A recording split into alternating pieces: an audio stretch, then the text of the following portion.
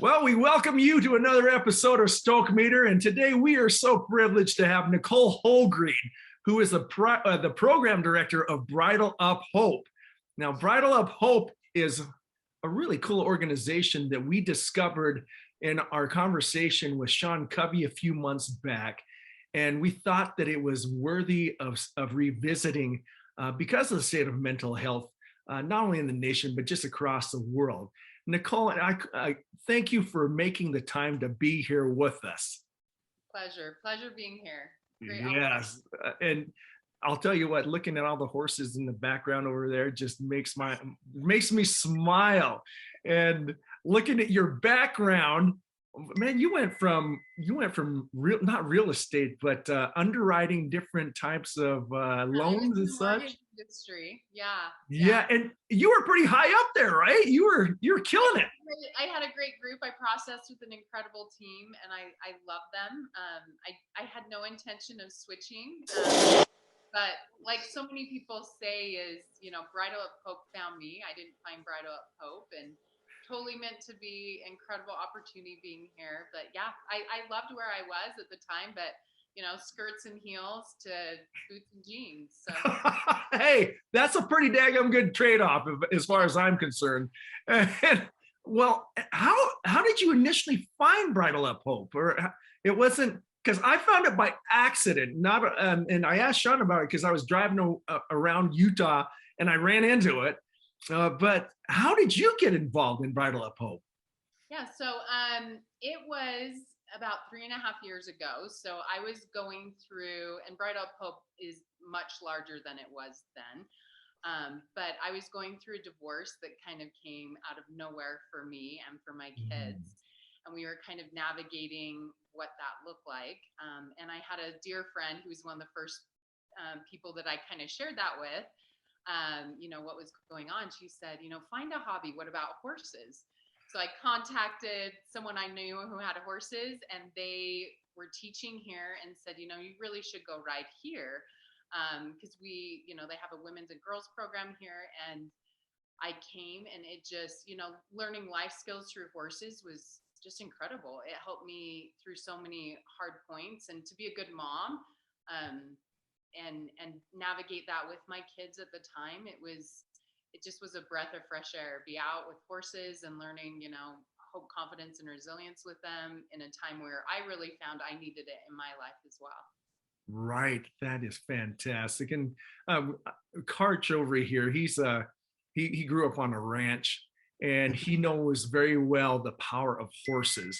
And so oh yeah, for sure. It's amazing, right? Well, it's kind of neat that you kind of went through that process as well personally. I mean, that's something that you bring to the table that is extremely powerful, I'm sure. Yeah. Matter of fact, I'm sorry, go ahead. You're fine. No, I just found that, for me at that point in my life, my confidence was really wavering. And so I can remember doing a lesson with one of these horses, and, here's this, 1,200 to 1,600 pound animal, in front of you. And I was in a round pen learning how to do groundwork with him, and he wasn't respecting me. He was trying to toward me. He wasn't doing what I was asking. And my instructor said, why do you think this animal's not taking you serious? And I can remember thinking, I don't know. I don't know what I'm doing. I don't have a horse background. And she said, it's, how are you standing? What kind of presence are you putting? Because the horses are always looking for the leader. And she's like, he's not seeing that in you. And, that hearing it from a horse, I felt was so much easier for me to be like, look, you're lacking confidence right now. Instead of having, even sitting down with a counselor for me, or, there's so many different resources. But for me, just having this beautiful animal, push back and be like, nah, you're not confident. It helped me to be like, okay, I need to work on that. I need to work on how I feel inside and what I'm putting off to others too. And what a cool principle that you touched on is, as much as he was looking for, or the horse was looking for, they were looking for that, I guess is my point. Like, they're not going to give it to you for free, but once you earn it, man, It's there, and it's such a cool thing. I know that bond, and I know the power of it.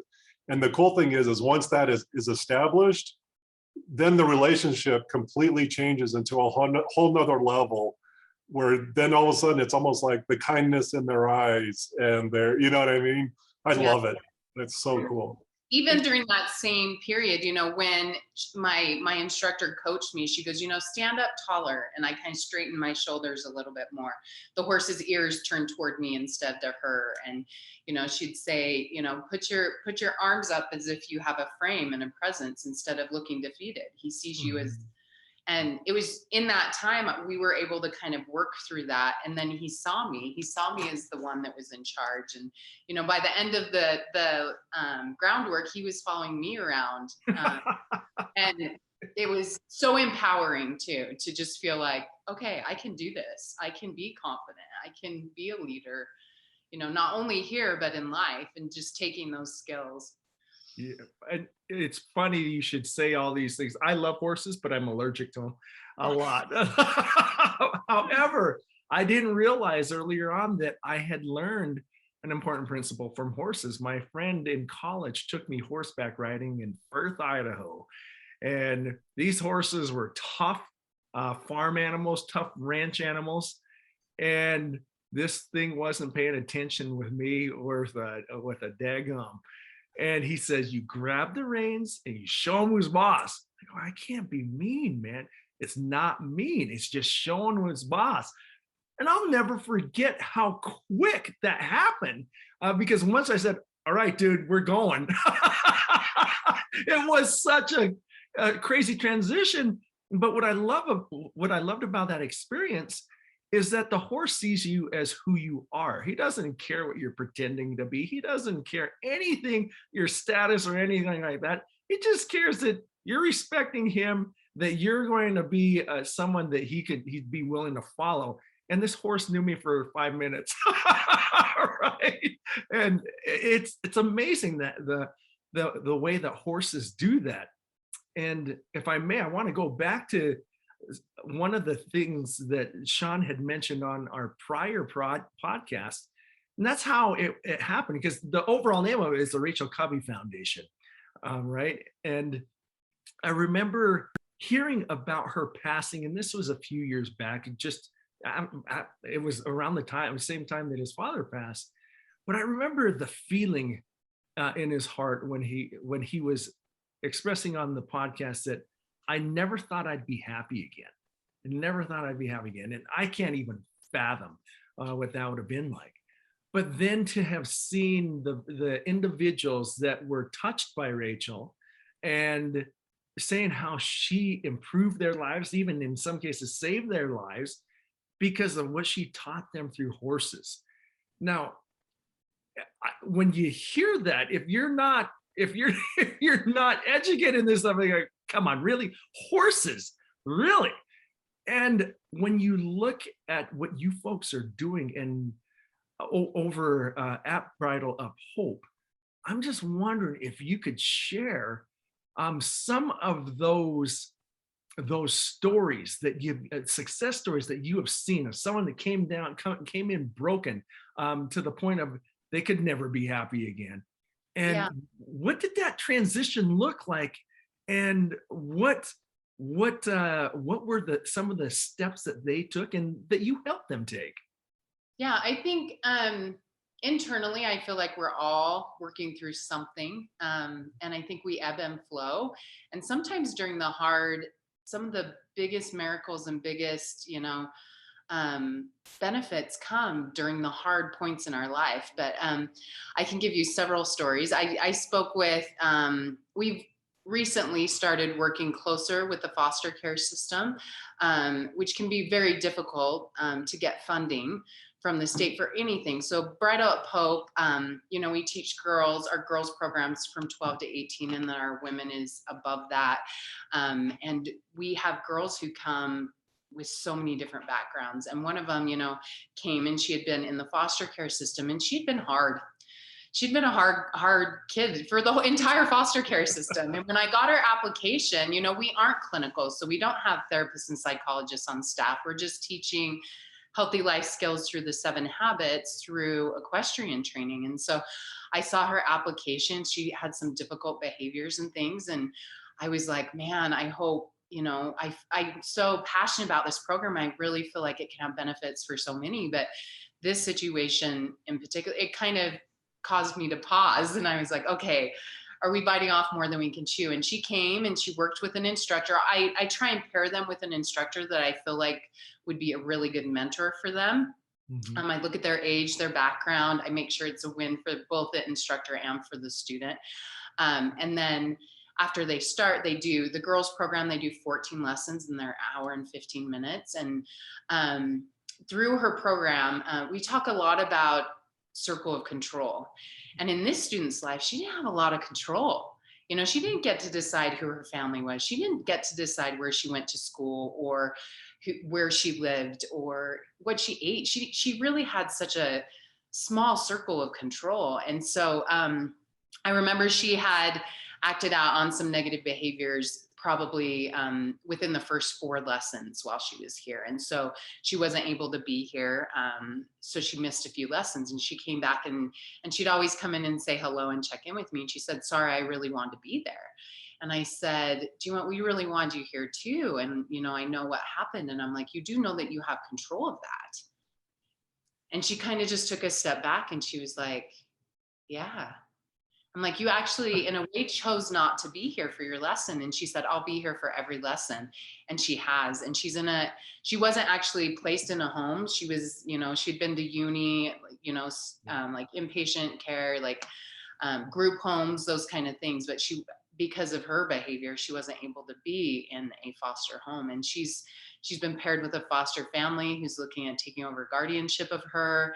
Nice. And this has been a 2-year transition. She was dropping out of school when we first met her, and she has a 4.0 and is talking about what colleges she's going for. She actually is speaking now on behalf of other foster girls. She worked with Abby, the First Lady, Abby Cox. One of her initiatives is centered around foster care. And so she went up and spoke about, the healing power of horses and her story of, foster care, and just so many different opportunities. And then I've had women who have come. I'll share one of our women's stories. I had a woman come who had always struggled with her weight throughout her entire life. And she was kind of loud and boisterous and just very outgoing. And she said her entire life, she's been told she's too much. She's too heavy. She's too loud. She dresses too crazy. She's just too much. And she had started listening to those voices. Oh, man, yeah. And she just, she ended up deciding, that she was going to make herself smaller. And when she came to ride, we have our largest horse here. His name's Captain Jack, and he's a tender soul. He has no idea how big he is, but he's a massive draft. And she was worried she was going to be too much for this animal. And she came and she thought, can I ride him? Can I be with this animal? And we were like, yes. And she said that was the first time she felt like she wasn't too much. And she was going to be herself and be who she was. And if someone thought she was too much, that wasn't her people. That wasn't her family and her team. And she was going to surround herself with people who felt like she was just right the way she was. And, she's a mom, she has children. And so she's passed this on to her children. And, sometimes it can be something super traumatic that, I've had girls come who have, lost a parent in a tragic way. And they've come just a puddle, same thing, feeling like they can never be happy again. Mm-hmm. I have parents who have, children who, they've lost other children to suicide or, and they come with their other children and say, I really want my daughter to have a place where she can feel, loved and heard. And then even for those who, maybe are the shy girls who you don't really think, they look like they're doing great. They smile, they're happy, they're fine, but you wonder if they need something else. I was talking to a dad just barely today, and he was telling me, my daughter has a great family, great resources. She's kind of the one that is under the radar. She never complains. She's a peacemaker. And she came into the program here, and he said, she's in this play. And her role is one that where she dresses a little more, provocative than she normally would in normal life. And she has this role that she's playing. And she said that some of the other members of the play have kind of been a little inappropriate with her and made advances. No. And she has been able to set such firm boundaries right out of the gate. And she said, I don't think I could have done this if I hadn't done the program. And, setting boundaries with horses is a whole nother thing. And her dad said, it's just been amazing for me to watch her stand up for herself with confidence in situations. I feel like she would just smile and be like, oh, and just kind of not address it or stand up for herself or set firm boundaries. She would just make herself smaller or avoid the situation. And so I feel like so many girls, especially after COVID, Yes. It's hard, anxiety, depression, it's real. And it's definitely hit that demographic a little harder. We think, pulling them out of school and putting them back and pulling them out, and it can be difficult for, especially those girls who are introverts who never knew homeschool was a thing. Yes, exactly right. Right. Well, and what you said though is they make themselves small. I think everyone has done that one point in their life or another, but some of the statistics that came about that Sean was sharing, 1 in 3 or something like that have some kind of identity crisis. But the other thing that was on the site was 7 in 10 young women believe they are not good enough. And I would even expand that to the male counterpart as well.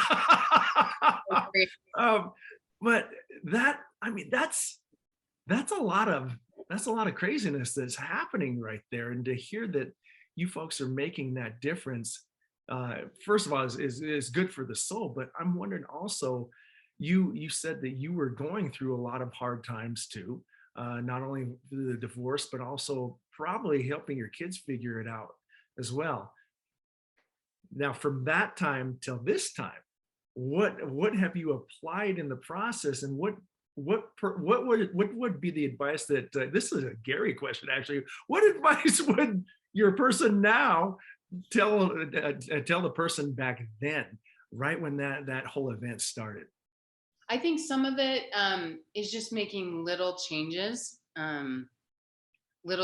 Like I just came to my lessons here and I would apply the principles and just taking little steps. I think sometimes we like go to a conference or hear something, listen to a book, and we're like, okay, I'm going to eat healthier. I'm going to lose 50 pounds. I'm going to be, an athlete. We make all these goals and it's not attainable. And so I feel like just making small little changes, especially if you're in a dark place. Sometimes getting out of bed is difficult. I have so many of our girls who, they'll call and they'll be like, I'm sorry, I can't get there today. And we coach them and we're like, no, you just get here. All you have to do is drive here and come through the doors and we will take care of you. And I promise you will leave feeling lighter than when you got here. And I think if all of us just each day take little steps forward, and it goes up and down, but hopefully your trajectory is going up instead of down. And, we've all gone through times where, we're going downhill and we're having difficult times.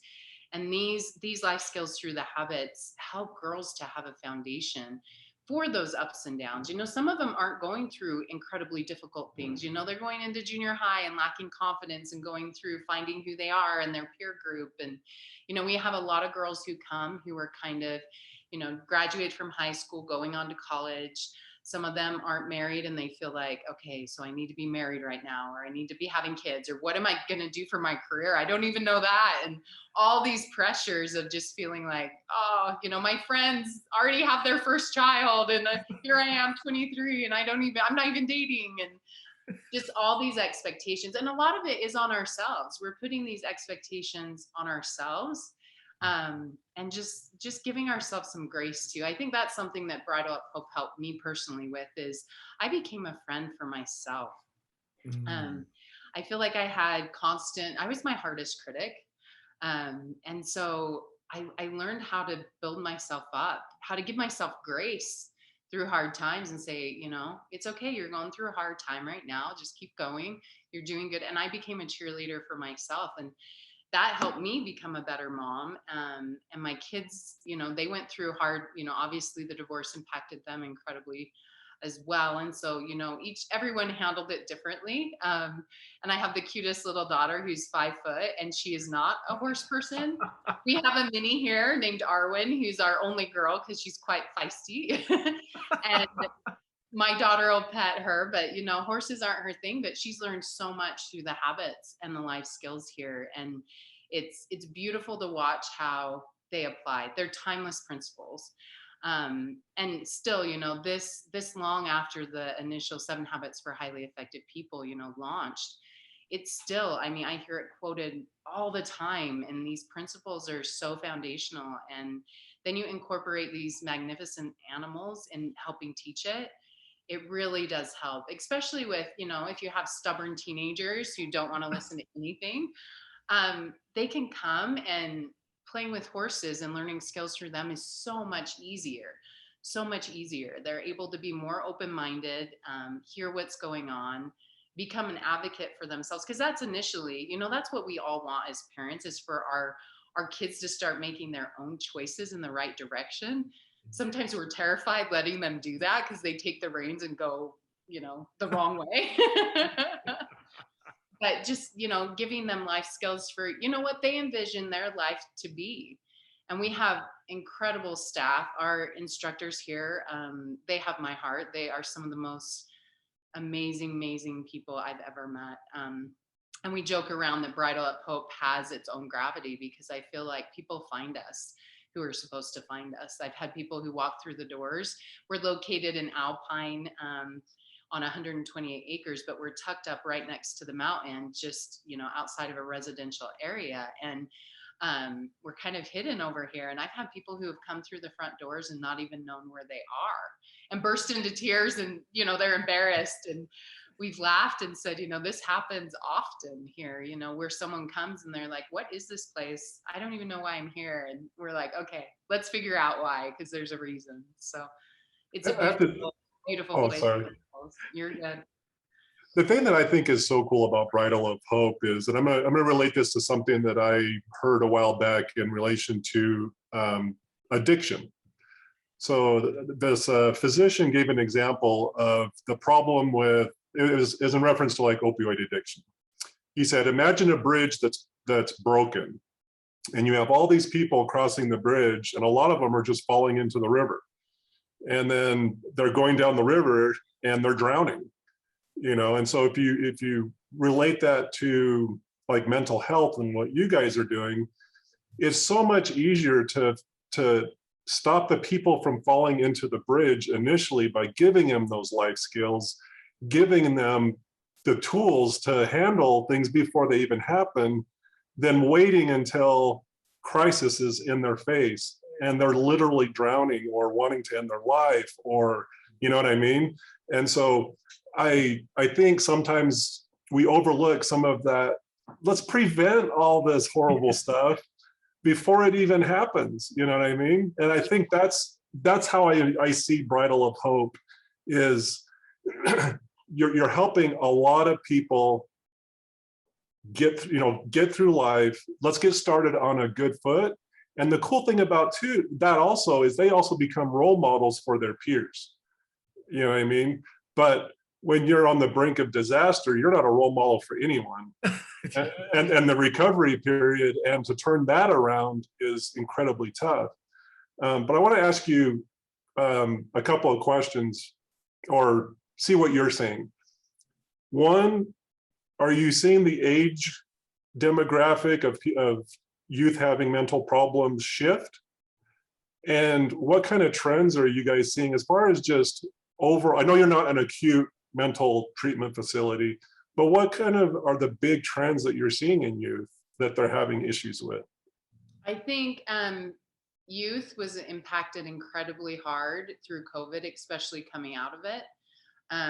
Again, those girls who didn't know homeschool was an option for them, they didn't know that they were struggling going to school. And so they get homeschooled for an extended period of time, and then they have to go back and they don't want to. and it causes their anxiety to increase. I feel like teenagers have a hard time finding their peer group. And there is a culture right now that if you're not around, like there's a council culture that if you're not there, you are obsolete. And so, you know, you don't go to school, you don't see these people, suddenly you don't have these peers anymore. A lot of them have switched to trying to have social connection through apps. There's like 5 million of them: TikTok, Instagram, Facebook, all the things. I can't even keep track of all of them. I'm sure they have new ones since then. But they try and connect, and they've done studies where, you know, that is not connection. Face-to-face connection is what. And so I think the lack of connection that a lot of them are, there's something about sunshine. We try and do as many of our lessons outside and in the fresh air, away from cell phones, away from electronics, sometimes just getting moving. I've had people who come and said they never knew that the mucking a stall and having, you know, that be part of their lives would be healing. Because our girls can also come, you know, we have the program where they learn the life skills and the 7 habits and their instructor, but then we have classes that are all part of the program: yoga classes where they can check in with themselves, art classes where they can, you know, have the therapeutic effects of using the creative side of the brain.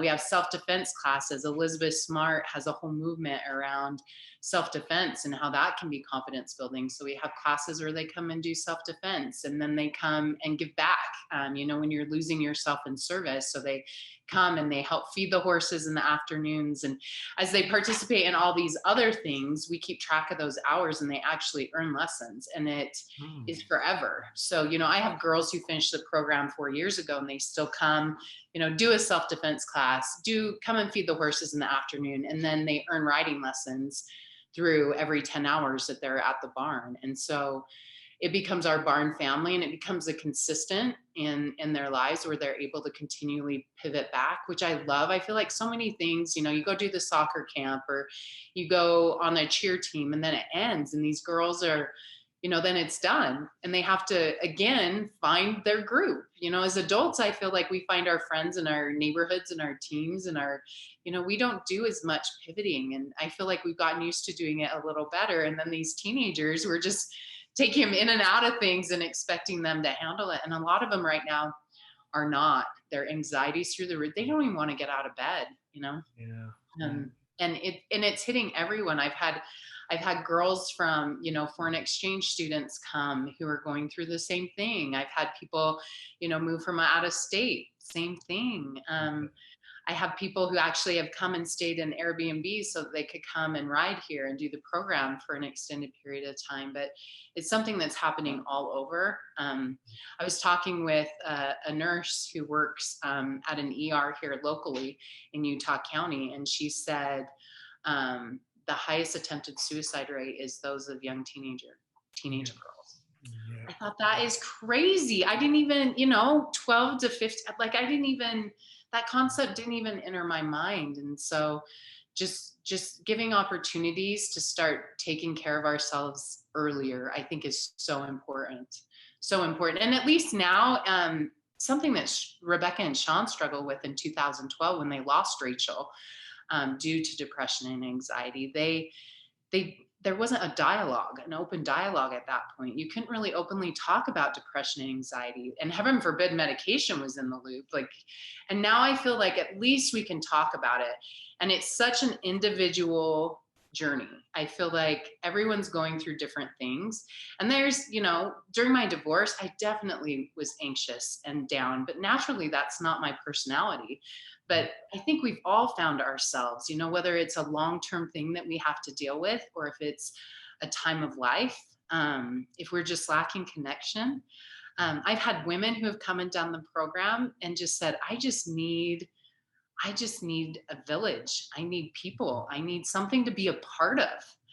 And, you know, it's beautiful, and it's great to be a part of something. And parents too, they'll drop their kids off, and, you know, we have people here who are girl builders. That's what we do. We build you. And so they pick them up feeling a little lighter.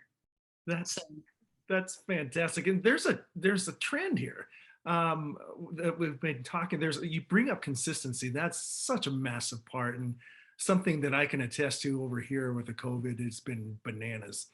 Um, but there's some other things that were brought up by previous guests, and it all has to deal with mental health. We had Sean Reyes, what was that, a couple weeks ago, and he was talking about how he's in counseling. He goes, I'm the big, I'm supposed to be a big tough guy. I'm supposed to be able to take everything, but I don't know how to turn it off sometimes, and that transitions over to the family. And that's an inconsistency there that really gets in the way of being an effective individual. And so hearing all these stories from especially the youth is very, not disconcerting, but I'm glad that these discussions are happening so that they can see that they don't have to be all alone in this, that they can have a dialogue, that they can be honest with themselves and not have to make themselves small. But that also being said, you do have a lot of women that go there instead of teenager, and that's a whole new set of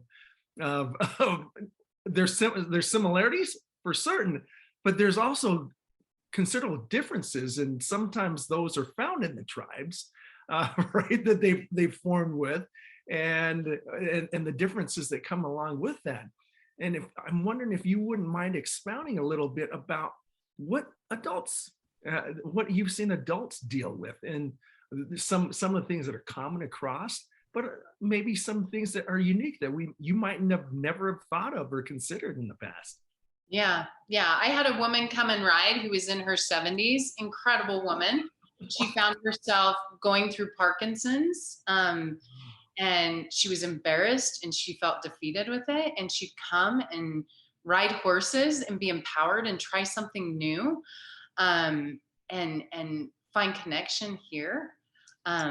And it was beautiful to watch her journey.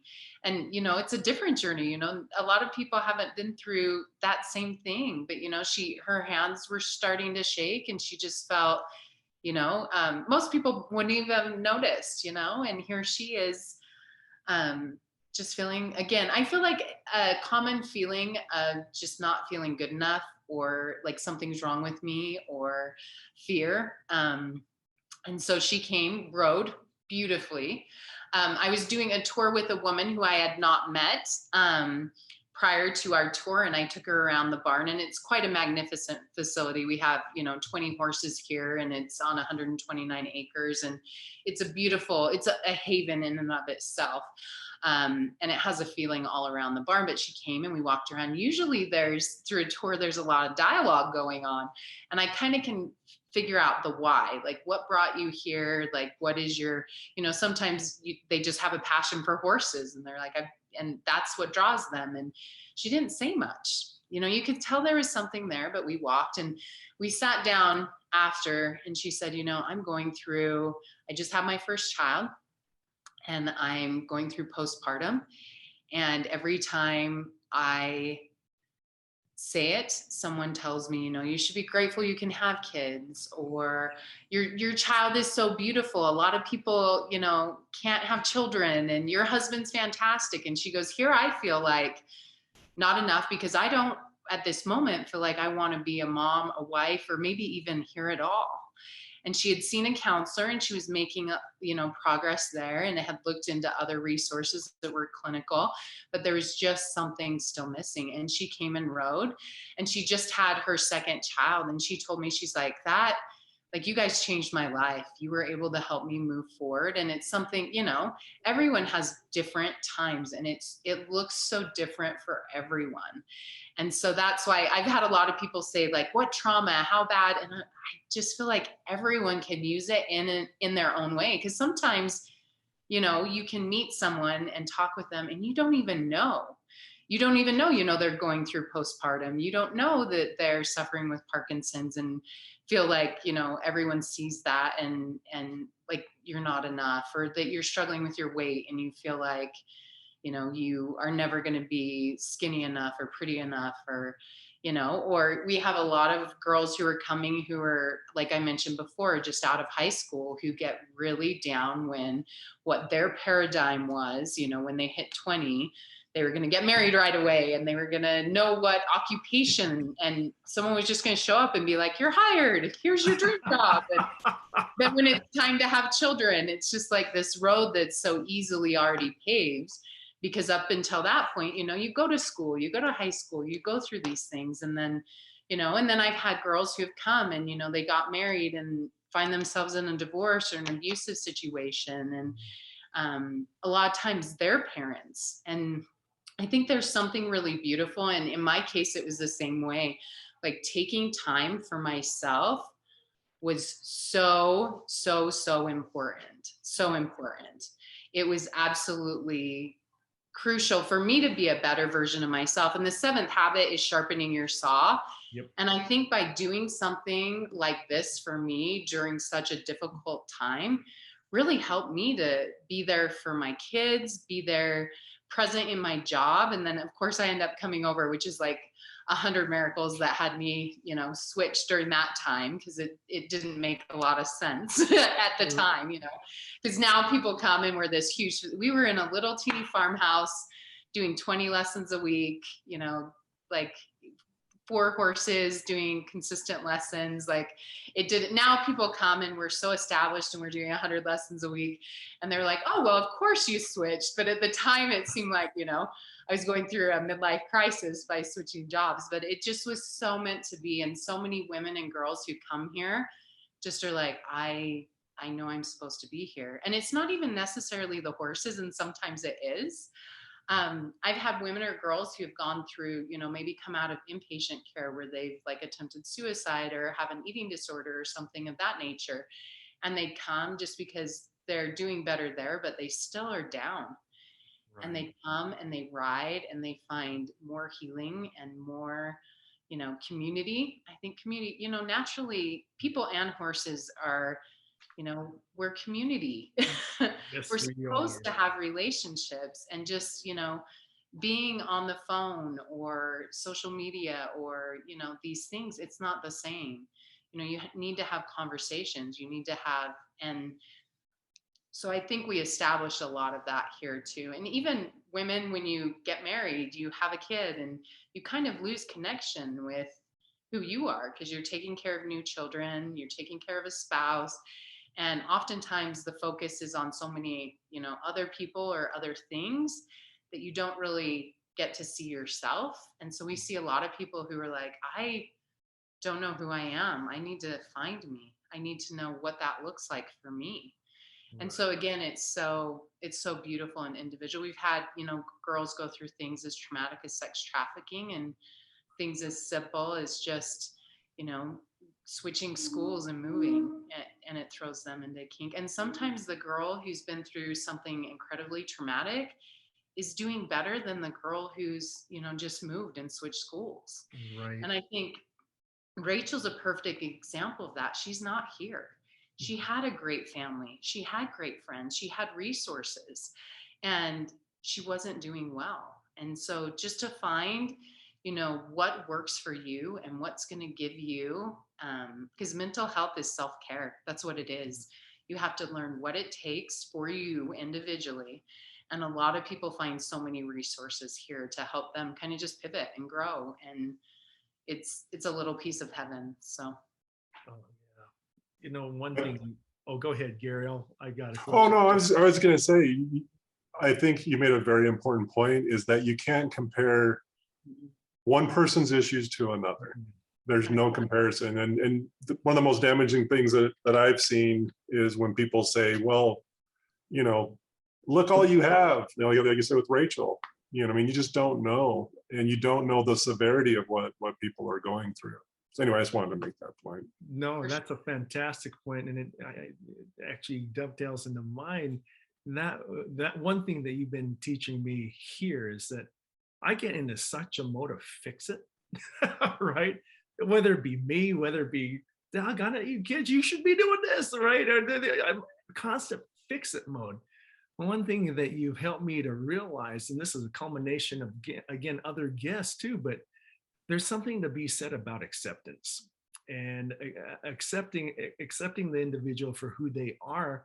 And then what you folks are doing over there to help them fix it on their own instead of dictating it as a form of fixing, which is something that I know that I've probably done as a coach or in anything, even from whether that be athletic coaching or business coaching. It's easy to prescribe rather than this. It's a journey of self-discovery, really, that you can't cram down anyone's throat. And it's really a different approach that mental health has to have, because it ultimately is the individual that has to figure out for themselves. It's that realization, it's that epiphany moment. And wow, I can't, I mean, I'm taking notes over. That's why I have a quick question. We focus, or we have been focusing a little bit on, this is Bridle Up Hope. This is about the horses. This is about, can you obviously, I was looking at your webpage and just rolling through your employee list. I'm just like, I know that there are some incredible people that work for this organization. Can you tell me a little bit about one of those just superstar people and what the impact that they've made for Bridle Up Hope? Of course.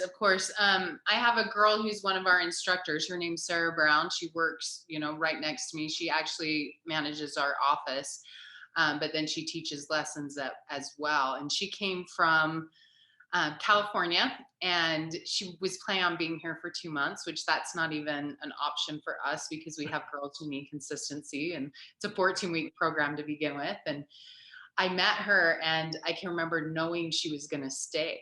I knew she was going to stay. And now here we are a year and a half later, and she's now assists me in like half of, my role here. And she's incredible. She teaches girls, and, she'll have a girl who's going through a hard time, and she's just, her heart's so invested in it. I have, our horse trainer here, her name's Caitlin, and Millie is our other trainer. But Caitlin, with 19, 20 horses, it's a process, and there's so many little different roles there, tuning in with the horses, and the horses, are doing consistent lessons each week with girls who are going through hard things. And so she watches and cares for them and is, over them. Our head women's instructor, her name is Cindy Powell, and she actually volunteers. She doesn't even get paid, and she's taught dozens and dozens of women, each with different stories, different journeys. And she just is passionate about what we do. Her heart and soul is 100% in it. I've had people come from out of state often. I have people who show up who aren't even sure what we do here. I had one of our instructors apply, and she lived in Alabama at the time, found us online, applied. I called her to set up an interview, and she left everything, sold everything, moved here for Bridal Up Hope. I had not even interviewed or hired her. Oh no.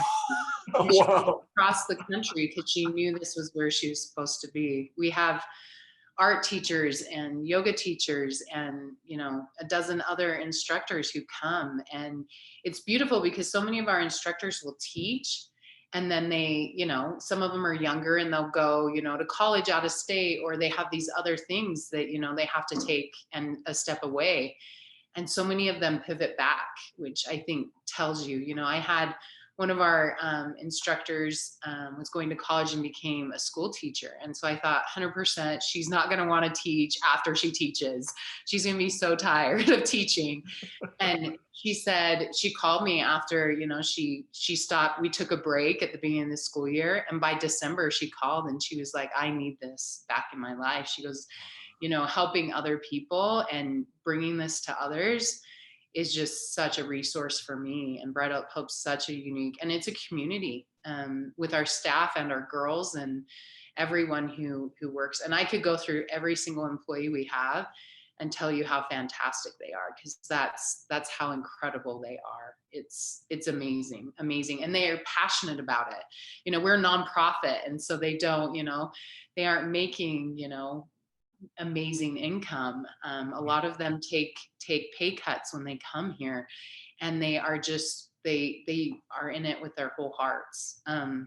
They cry when their girls cry, and they, we talk about, helping, this specific student who's struggling. We had a girl come who, was she spoke 100% Portuguese, and we didn't have anyone here. And it became like a team of finding how to get subtitles. And I swear, like someone, we ordered a 7 Habits book online in Portuguese, and it came like the day of the lesson, even though it wasn't supposed to be here until 2 weeks after her first. And it's just such a team of building each other up. And it's nice too, because like girls go to high school and they can be mean to each other. They can tear each other down. I think even as adults, that can become a thing where like, if I step on someone, it makes me higher. And here we just believe, you know, if you're shining, it makes me shine brighter. And we, you know, build each other up, and we just become a beacon for so many. And it's amazing, even when I'm doing a tour,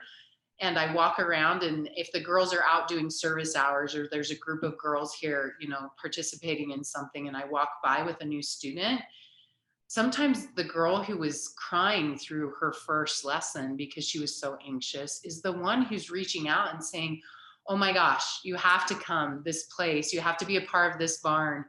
Like, if you're thinking about it, come. And sometimes the girls who are with me will break down and cry and be like, oh my gosh, that's like the first time, you know, someone's reached out to me in such a long time. And That's awesome. it's beautiful. It's beautiful to watch. You do bring up something else. Man, you're giving me all kinds of epiphanies today. And that is, we say we need to belong to a group. We need to belong to a group. But in the broader context, community is something that's continually growing. A group, once it hits its capacity, there's that tendency to just stop it. You're not part of my group. And in this community, it is ever expanding. Gary, I don't know. There's something all of these little podcasts are teaching me, and that is, there's 2 things that come into mind that are the biggest things that definitely make a difference in improving lives. And to your point, it might not make money, but they are making that difference, right? But it's Ohana from the Hawaiian thing. That's what Attorney General Reyes was saying, and which is family. And if you look at what a community is, it is something that is always expanding, always growing. Now, I say this a lot, but it is a lot of kumbaya stuff. But it is the same at the same time, the stuff that really matters, that really impacts the state of mental health, and in turn, what I have found, and this is not just my assumption, I've been seeing it. It's really the impetus for true growth. That's what I'm taking from it. So, man. Well, we were just talking earlier today, Maurice, about, you know, true change really starts from you and the people around you. And if you're broken, you're no good to the people around you. You know, you don't start change from a national level. You start it from an individual level. You start it from a community level. And so by building those strong communities, that's where the true impact happens.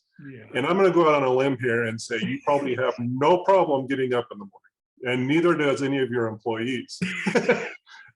It's not all about money. It's not all about, you know, prestige and notoriety. You know, all that stuff is, and it's been proven. There's actually scientific studies to say that is all overrated. Yep. 100%. Yeah, everything you say rings very true. You know, it is so important to have community, and ever-changing community. I remember one of our women said, because we were talking about how, you know, your family, and she said, I don't have family. I don't have friends. I don't have coworkers. I work online. All I have is my cat. And I said, create your own family. It doesn't have to be, you know, mom, dad, brothers. Your family can be whoever you want it to be. And just to start, because other people need family too. And so it gives them a family to belong to. Even like our foster girl, like she felt like she belonged here and was part of a family here before she actually had a family. And so learning to create your own families too and support groups, and, you know, tools for what you need. Because again, it's so individual. It's individual. You know, some of our, you know, people have a counselor, and they're going to need to take medication. And this is another tool that helps them feel like they're part of a community. And I have people who come through, you know, a very traumatic experience, and this is where they heal. I've had girls who have lost a parent where they just come here to grieve. and they understand taking something that's a tragedy. I think that's something beautiful about Bridle Up Hope, is that the Coveys took something that's so hard and Yes. turned it into a positive. Like I sat in rooms with parents who have lost children to suicide, and it turning something just so incredible into this, something that a heartache that most of us can't even imagine, and then turning it into, and people come here all the time and they're like, holy cow, this place has this feel to it. And that's what we want. We want people to come and just feel like they belong and they're enough and right where they are. And it's going to get better. Life's going to get lighter. This is a journey that you're learning from, and it's all okay. And it's so unique, so individual. I love it. I love it. So you're talking right now about your Alpine location. Yes. I know. So you have other locations, and you guys have grand plans for blowing this up even further. Could you talk a little bit about that? We do. It's been something that's growing. Like, this started as the Coveys doing in their little neighborhood with Rachel's first two horses, Kokomo and Tarzan, that her and her sister rode. And it has just grown and grown and grown. Sean Covey's not even a fan of horses. He'd rather ride a four-wheeler, and he has 20 of them. And he's like, these girls and these horses. But it just keeps growing. We have a location under construction that will be opening this next summer in Mapleton. We have one up in Kaysville that's a little smaller than this one, but she's teaching, 10 students throughout the summer. I never imagined when I first started that we would have 100 lessons a week at our Alpine location. And we're talking again about expanding from that. Wow. It's just amazing how it becomes, and a lot of it's word of mouth. We haven't done a ton of advertising, just people sharing their individual stories with each other, and it just continuing to grow. And in such a healthy way. I think it's empowering for us to get together and be like, take responsibility for our mental health as well. And because some of it, a lot of our women and girls come in a victim situation, feeling like, okay, I have no control over any of this, and saying, you do take control of what you can, and your circle will grow. And it's beautiful to watch, because it delivers every single time that they embrace it. It's beautiful to watch. This is awesome. I just gotta say, this is so cool. You're what we call a true ambassador of Stoke. Yeah. and everyone over at Bridle Up Hope, holy cow. Yeah. Just knowing what they've sacrificed in order to make a difference is humbling. Actually, it really puts my life into a lot of perspective in time that I've sought other things, and this is really something of great impact that I am so glad is there. Yeah. Well, again, this has been, well, look, notes galore. You can't really see it, but it's going like crazy. And I want to thank you for the impact that you've had on me today. It's just been not necessarily overwhelming as much as it has been a humbling experience, and understanding some of the things that I need to change as a father, as a husband, as a business associate, everything, especially that fix it mentality. Oh my goodness. So thank you. Can I get just really quick, a little kumbaya as well? I have to come clean. So I'm an ED nurse as well, and it's been incredibly challenging. And this morning, as I was going to work, completely broke down, just bawling my eyes out. And I want to thank you for what you're doing right now, because it's so impactful. And you helped me with my day. I'm glad. I don't want this on film, so we can cut this out. No, this is incrimination, man. I love it. But thank you. And it was interesting, because I was talking to another guy at work, and he goes, same thing happened to me yesterday. Of course. No, I feel like, and we all have felt it. And just to give each other grace. Yeah. Grace. we're all going through different things. And yesterday could be totally different than today, And it will be. Yeah, it will be. But anyway, it's you are just this. You've increased my family. Yeah. And I appreciate our little group here. And Group huddle, man. Group huddle. That's right. Anyway, thank you very much. I appreciate it. And again, thank you for your time. Well, it's been a pleasure. I'm so grateful for the opportunity to share, what we do, and then also speak with you and increase our community, that's always what we're looking for. So well, please feel free if you ever need some kind of medium to get more stuff out. We'd be more than happy to help. Anytime. Yes. All right. You definitely all stay in touch moving forward for sure. No, I'm excited that our paths have crossed and that this opportunity is here for both of us. So thank you so much. You got it. Nicole, thanks. Take care now. Take care. Bye-bye.